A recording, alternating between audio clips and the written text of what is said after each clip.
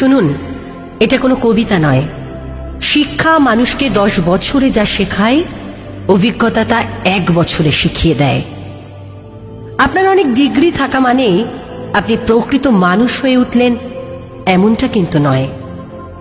আপনার অনেক অর্থ থাকতে পারে, তবে তা ভোগ করতেও জানতে হয়।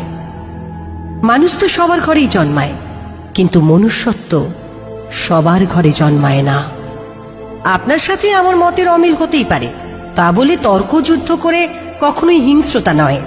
মনে রাখবেন, এমনটা কিন্তু আপনার সঙ্গেও হতে পারে। উন্নত যুগ, উন্নত সময়ে, আধুনিকতর পরিষেবা, রয়েছে অনেক রকম থেরাপি।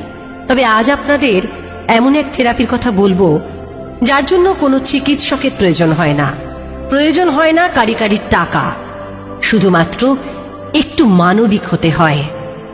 প্রেম থেরাপি, যা দিয়ে আপনি জয় করতে পারেন গোটা বিশ্ব।